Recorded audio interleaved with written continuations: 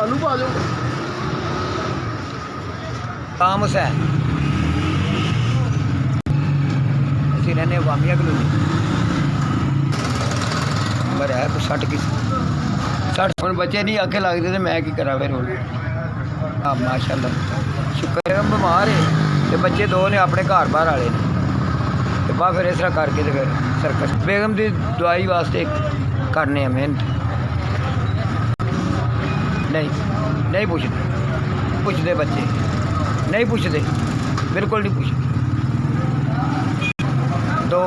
दो लड़के दो बच्चियां शादी की इतने कोई कदे 700 कदे 800 कदे 600 कदे 500 बस है कुछ मसा मार के गुजारा चलता है। तो बहुते पैसे तो लगते हैं दवाई दे बेगम वास्ते वो वास्ते तो मैं करना आपे भी मैं बीमार रहना मेरे पट्ठियां बड़ी तकलीफ खलो सकना इन्ना ही मैं खलो सकना ना मैं काम करा तो मैनू कोई पुछदा नहीं है तो ना रोटी पकदी है मैं इत्थों कमा के तो फिर खड़ना होंदा है सीधी गल है जी ठीक है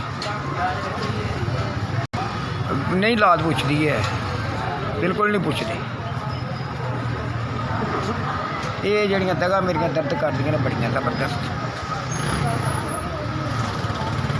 चलाने नहीं आता है चलाने नहीं आता मोबाइल।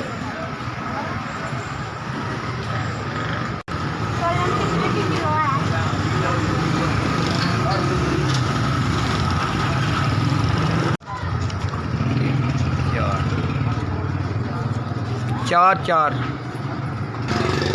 जिन्हें भी मैनू पैसे दिते ने ना अल्लाह ताला उसकी जिंदगी करे अल्लाह उन्होंने बहुता दे ठीक है पाक वो वास्ते बहुता उन्होंने जिंदगी दे अल्लाह ताला उन्हें जिंदगी दे ठीक है बड़ी मेहरबानी ने 4000 भेजा था बहुत शुक्रगुजार शुक्र है अल्लाह लख बारी SBS बड़ी मेहरबानी बहुत शुक्रिया बहुत शुक्रिया।